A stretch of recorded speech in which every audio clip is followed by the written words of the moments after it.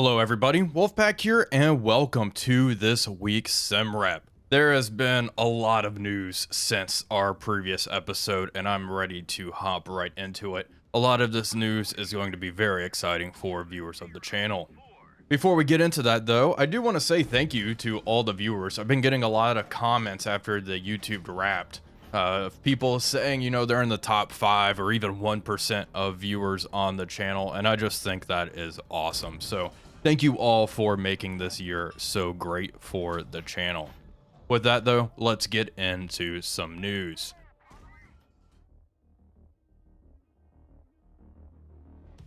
Uboat's upcoming DLC, Distant Coasts, has a release date, and a lot of our questions about it have finally been answered. It has been known for a while that the DLC would include the longer range Type 9 U-boat, which is definitely a selling point.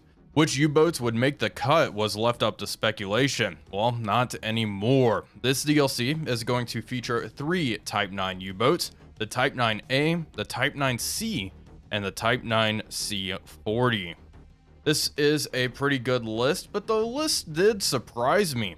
The inclusion of the Type 9A was unexpected, as only 8 of these boats were ever built, and it had a shorter range than the later Type B and C variants. It does feature 3 periscopes though, which is pretty unusual and pretty cool.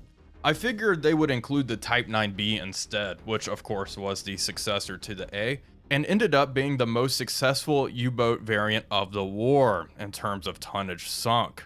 This was the case despite only 14 of the Type 9Bs being commissioned.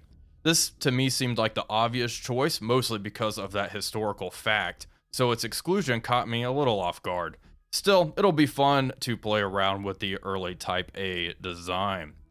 The Type 9C was the real mainstay of the class, with 54 of these boats being commissioned. They could carry up to 22 torpedoes, had multiple terms, and also had the ability to lay mines, although they would later start building these boats without that capability. The last boat we are getting in this DLC is the Type 9C40, which is very similar to the regular Type 9C, but slightly larger and heavier, giving it increased range. A total of 87 of these boats were commissioned. Many of these boats operated in the Indian Ocean with the Monsoon Group, along with the Type 9D2, which apparently will not be included in this expansion. I was surprised to see the omission of the 9D2 as well. It was the pinnacle of the Type 9 design, significantly larger than the rest of the class, displacing over 1,600 tons surfaced. I have a feeling that we may see this boat in a future DLC, possibly alongside the much requested Type 21, but more on that idea a little in the future. Despite some surprises in the lineup, I'm still extremely excited for this DLC. In addition to the new U-boats, many UI elements are being overhauled, especially with how you interact with the port and headquarters. Your flotilla command structure is now represented much more faithfully, with a flotilla commander, chief of operations, and a flotilla quartermaster.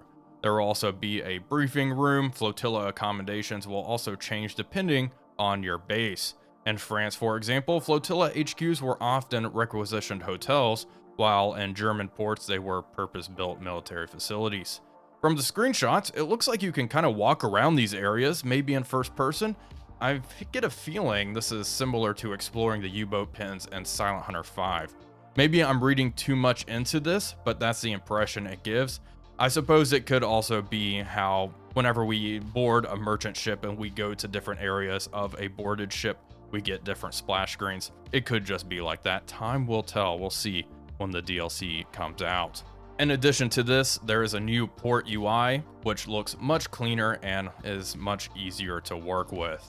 The dev blog also showcased new mission types. It appears there will be more story-driven missions as you coordinate with different U-boats in the Atlantic. There will also be more ways to participate in historical events, such as rescuing survivors after the Laconia incident, or rendezvousing with the surface raider Atlantis. Another neat feature is the addition of other U-boat commanders and their tonnage sunk, allowing the player to compete with other colloids. I am wondering if this is going to be like historical tonnage records, or if it's just going to be made up. We will see. I suspect it will be the former. Now, if that sounds like a lot, it is. This is shaping up to be a rather big DLC. There are also graphical improvements coming, including new fog simulation, more dynamic and realistic wave patterns, and new crew faces. One thing I'm still hoping for is more merchant ship variety. Overall, this DLC looks like it's going to make a big splash, and adding more U-boat types will go a long way to fleshing out the game. I suspect that if this DLC performs well, we'll eventually see the rest of the U-boat lineup fleshed out. Maybe a late war DLC with the Type 92, Type 21, and 23. But let's not get ahead of ourselves, because we do have a release date as well, which is probably the most exciting news out of all of this. This DLC is going to be released on January 26, 2026. So it is right around the corner, and that is very exciting news. Anyway, let me know what you all think about this DLC and potential future DLCs down below.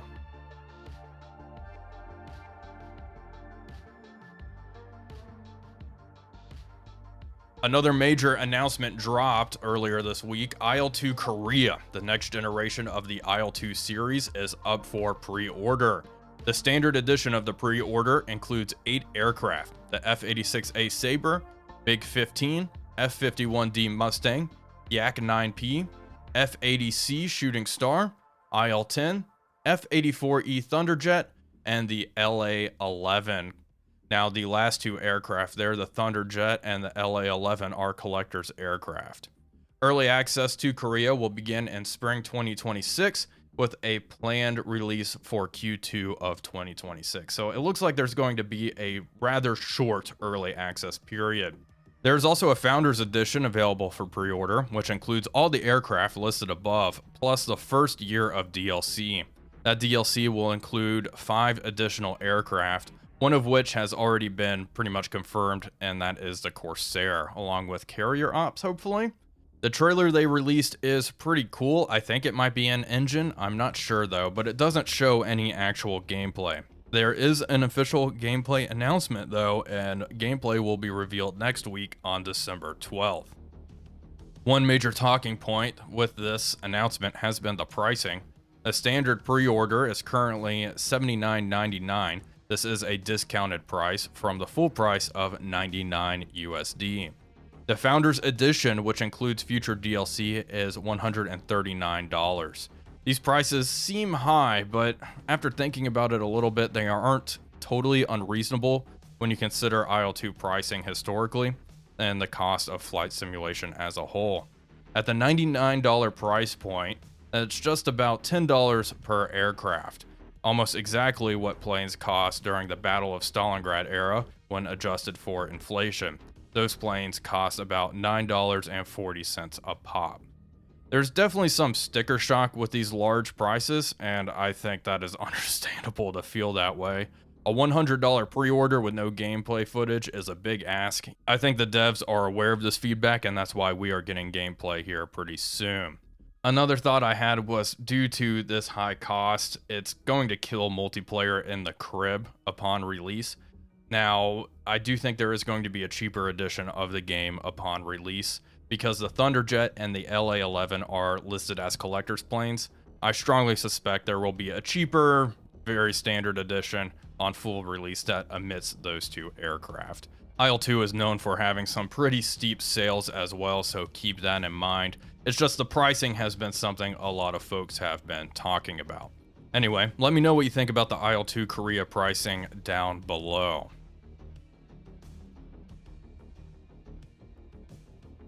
Now we are moving on to Sea Power. Sea Power dropped their much anticipated patch, which added quite a few new mechanics. A lot of these are major overhauls of the flight deck.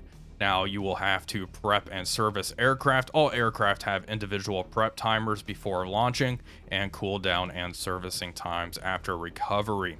You have limited deck crew and deck parking spaces depending on the carrier. You are no longer going to be able to piecemeal just launch aircraft after aircraft. Instead, you kind of have to sit down, plot, and plan a proper strike package like you would have to do in reality. Another good feature for aiding in this big strike package formation is the rally point feature. You can right click your airbase and carrier, go to flight deck and rally points. This will allow you to set up a rally point at a specific distance from the carrier and altitude. This patch does also include the ability to track limited ammunition stores, especially advanced weapons like the Phoenix and Harpoon missiles. A lot of these features are in the mission editor, so the mission creators can configure the amount of prepped aircraft and ammunition stores. Big news for modders also dropped in this patch. There's now native support for loading 3D party models. You can now just load in some of those mods without using Anchor Chain and Sea Lifter, two external patches that you had to download to utilize these mods. Now you can just go to the Steam Workshop and download them, and they should work out the box. A handful of new units have also been added, like the F1 Strike aircraft, the SH-5, the Delphin class submarine for Spain, the Daphne class submarine for South Africa, and some new liveries and missions. There have been core AI enhancements in this patch. The AI commander will now classify player ships and aircraft formation based on characteristics such as speed, heading, and grouping.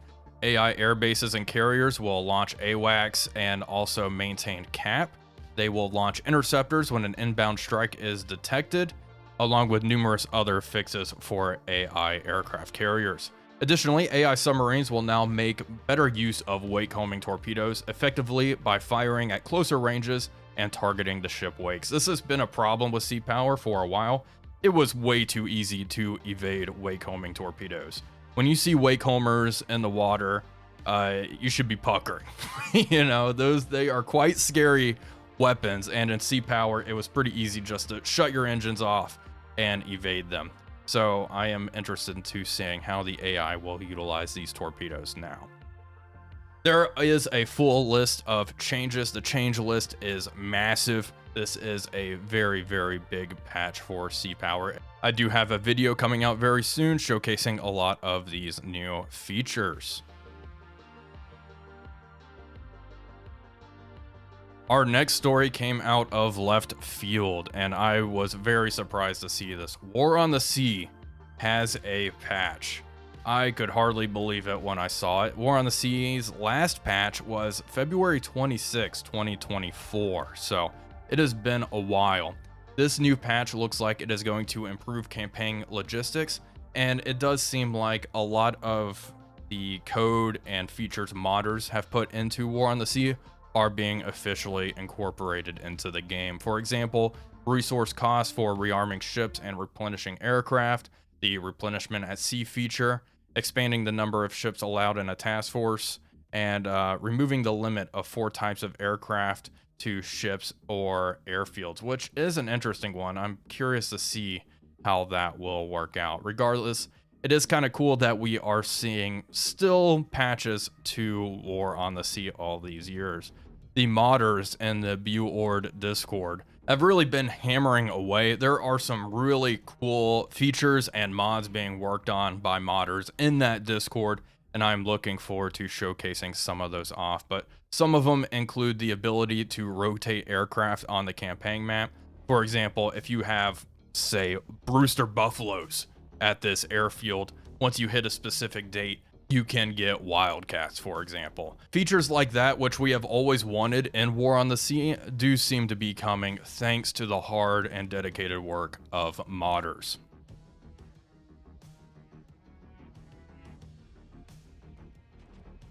Now, this has been a long episode, and that is partially my fault for skipping last week, but last but not least, I do want to also mention the Finest Hour DLC for Gates of Hell Ostfront is finally out.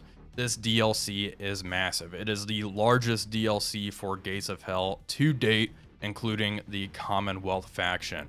There are well over 200 units added to the game, along with numerous single-player missions. So if you are into Gates of Hell, definitely recommend this DLC. I have been having a lot of fun with the Finest Hour DLC. A lot of the British equipment is a bit different to utilize, so it is a learning curve, and I expect more content here on the channel.